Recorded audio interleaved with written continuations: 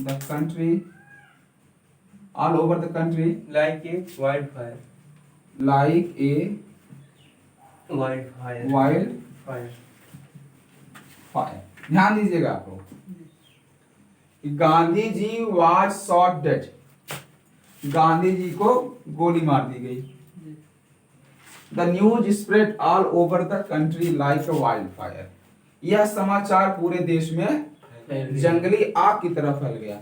जंगली आग मतलब कोई चीज बड़ी रफ्तार से आगे बढ़े, क्योंकि जंगल में आग लगने पर जल्दी बुझने वाली नहीं, बहुत कोई चीज बहुत तेज रफ्तार से बढ़े उसको वाइल्ड फायर की तरह करते हैं, लाइक वाइल्ड फायर। तो ये ध्यान दीजिएगा, द न्यूज पहले सेंटेंस क्या है, the news sorry Gandhi ji was shot dead, Gandhi ji को गोली मार दी गई। इसमें यह वाक्य पूरा अर्थ दे रहा है।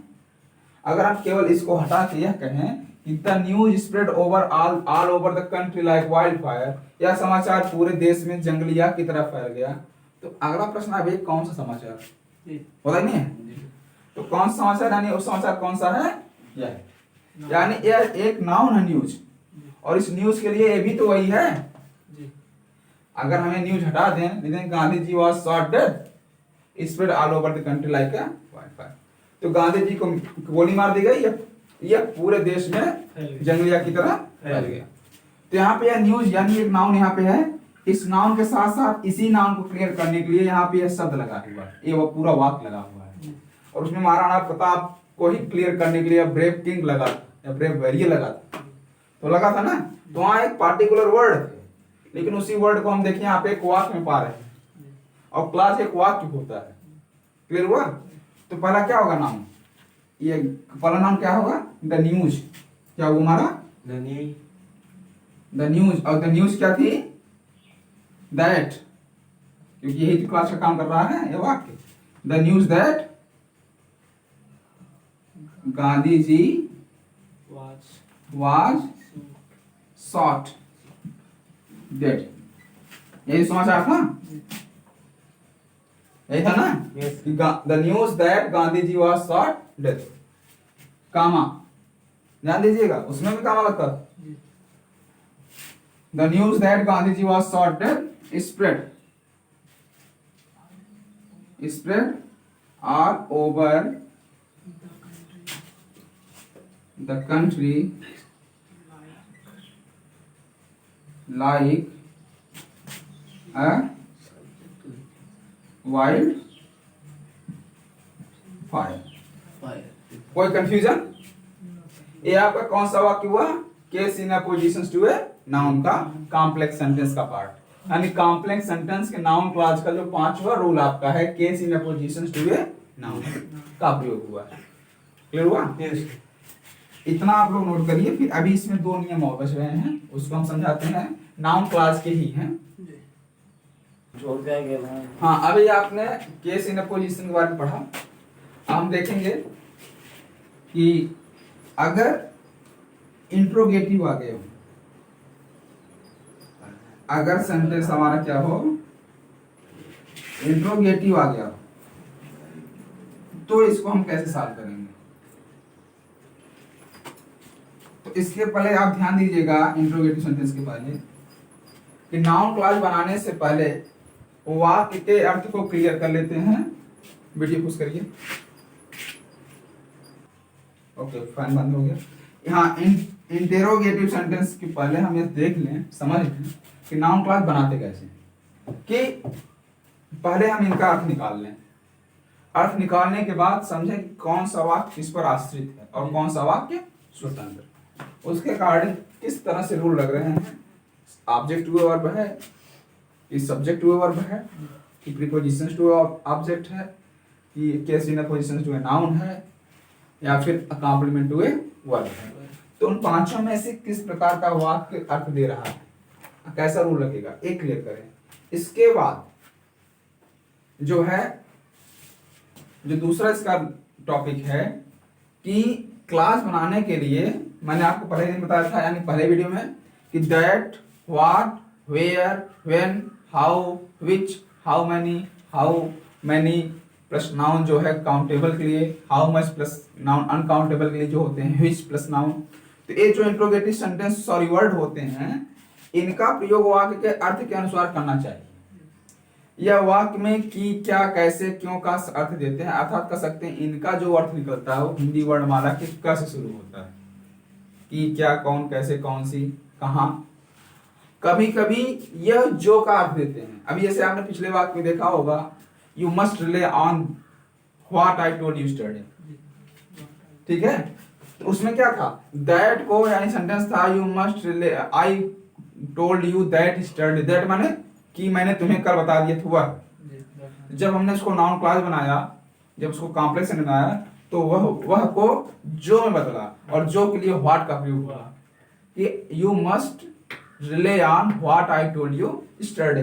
तो उसी तरह से उनके अर्थ के अनुसार कभी कभी वह क्या, क्यों, कैसे का अर्थ न दे करके जो कुछ भी का अर्थ देते हैं। आगे हम देखते हैं अगर इंट्रोगेटिव सेंटेंस है, तो मैंने आपको बताया कि जो है नरेशन का इनडायरेक्ट सेंटेंस होता है वह क्लास होता है, नाउन क्लास होता है या कॉम्प्लेक्स सेंटेंस होता है। तो हम यहाँ भी उसी रूल को फॉलो करेंगे। अगर सेंटेंस, दो सेंटेंस हैं और इंट्रोगेटिव हैं, तो जैसे कहा जाएगा आई do not no, I do not no या आई डोंट नो। पहला वाक्य हु इज सी, दूसरा वाक्य I do not know who is she. तो मैं नहीं जानता वह कौन है, तो देख रहे हो ना। Yes sir. I do not no ये क्लियर है, मैं नहीं जानता। हु इज सी वह कौन है, ये अर्थ दे रहा है या इस पर डिपेंड। अबे मैं नहीं जानता हूँ, यार क्या नहीं जानते हो, कुछ बताओगे। तो यह आपका फ्री नहीं है, लेकिन यह सेंटेंस फ्री है। तो अब लेकिन यह इंट्रोगेटिव है, तो ध्यान दीजिए आई डू नॉट नो, यह सेंटेंस आपका क्या होगा कि आई, ठीक उसी तरह से जिस तरह से आप नरेशन चेंज कर रहे थे वही रूल यहाँ पे चलेगा भी।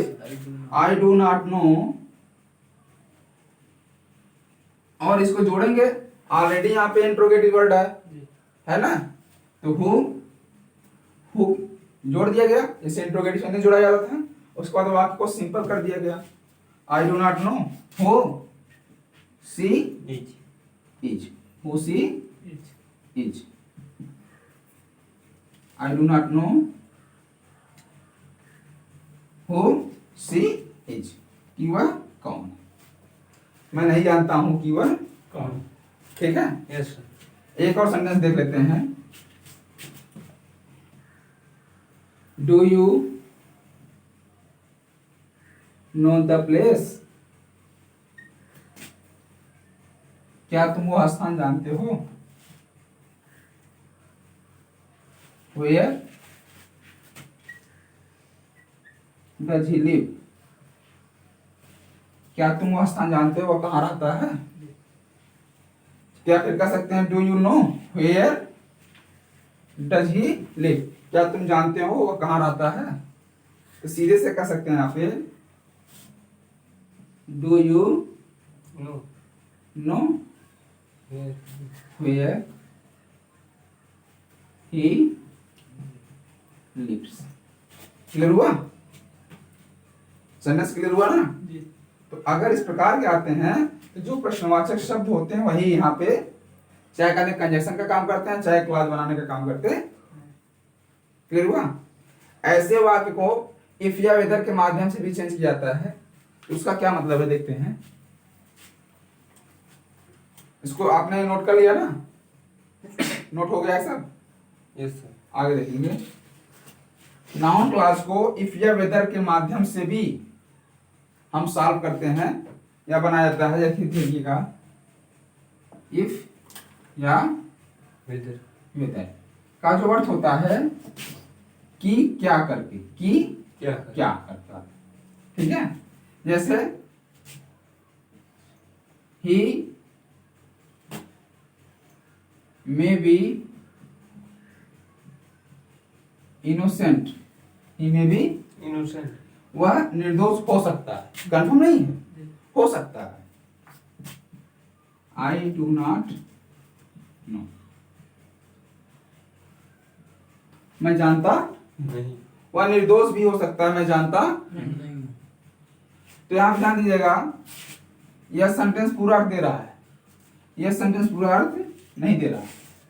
तो क्या करेंगे, आई डू नॉट, अगर यहाँ पे हम लिख देते सीधे लिख देते आई डू नॉट नो इट, तो यहाँ इट ऑब्जेक्ट का काम कर रहा है ना, तो ये वाक्य पहले आएगा, तो इट नहीं लिखा गया, फिर भी यह वाक्य वही सेंस दे रहा है कि आई डू नॉट नो, मैं जानता नहीं हूं कि क्या वह निर्दोष भी हो सकता है।